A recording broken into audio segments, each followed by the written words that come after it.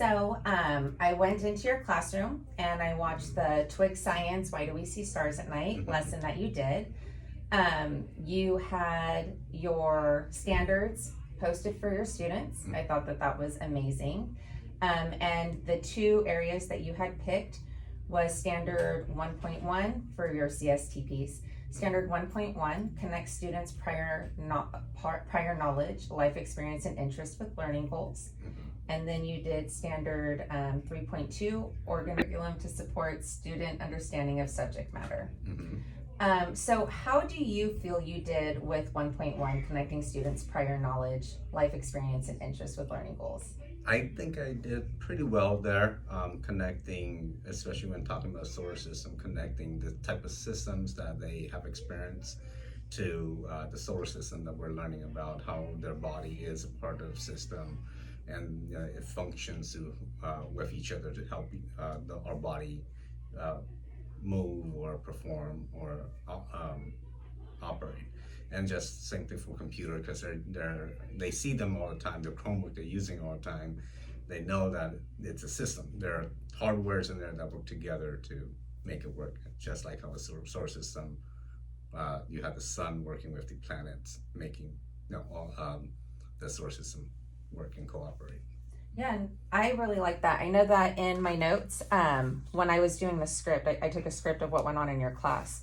Another thing that I really liked that you had done was you had presented, I took a picture of the board, and you have the nighttime and you have the daytime. And you had asked them, what do you see in these pictures? Yes. And the students were able to say, well, we see trees, we see this. And you said, what else do you see? What do you notice is different about them? Right. And they were able to say one was day, one was night. How do you know? And then they had to describe, well, one's dark, one's light. What are the things you can see because it's light? What are the things? And I think that you also pointing that out to them brought in their prior knowledge of understanding, like, nighttime, daytime, because we were talking about the stars, the sun, and then like you said, bringing in and then going from that to what are some systems we know. And then I know one student brought up cars also. Yes. And they're in cars every day. Yes. And like you said, they use computers every day, they use them in class. And so I thought that that was really neat how you had that, and I loved how you had drawn visuals, like you even drew the car. You had the picture of the bodies, and you had like respiratory system, circulatory system, cardiovascular system, and they did a really good job of, and then you said what are other outside of the body. Yes. And so then they had to come up with their own, and that's when computer, and it really did demonstrate a really good bridging of their prior knowledge and their life experiences. And so that was, you did excellent with that, I felt.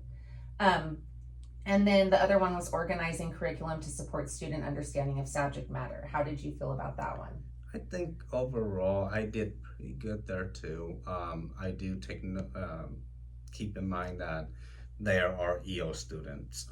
That some are very low, especially, and they have a hard time with vocabulary. So going through that lesson is going through our pre-teaching that vocabulary and chunk into smaller things, covering only a few things at a time, so that they know what those vocabulary means, such as solar system, and just relating that to something that they can say, oh, okay, I did something that I know. So, scaffolding questions as well, rephrasing my questions when I saw they were a little confused with some of the questions. So I think overall, keeping that they also have IEPs. I think overall I did a pretty good job there. I liked how you also differentiated in your class. In my observation notes, I wrote down that you and Miss Tiffany, first you did the pairing. Now, do you have them paired in a specific way when you tell them like to pair share with one another? Or do they have partners close to them that are at their level, that one is lower, one is higher, or is it just random selection? It's a random selection with whoever is closest, because the main point I want them to get is just getting used to sharing their ideas. In the classroom, what I notice about them is they're a little shy on sharing their ideas, even though they're familiar with each other. It's the sharing of their idea is really what I want them to get out of that think, pair, share, before I can progress to maybe pairing them up with specific, who is a little higher and who is a little lower. I really liked that. I loved the pair share. They were really having good conversations. You had the sentence starter on the board for them to see visually, and you had also modeled it. Mhm. And then I loved how you and Miss Tiffany, your aide, walked around, and you guys would go up and you would say things like, I don't want you to say the solar system, it needs to be a solar system is. I love how you brought in, again, the prior knowledge of, you used an example of a project you guys did in class when they had to create their Yes, solar oven. yes. And so you said, what powered our solar oven? And they all said the sun. And you Yes. said, so then what do you think solar is? And they were like, the sun. Mhm. And Yes. so, you bringing all of that information in.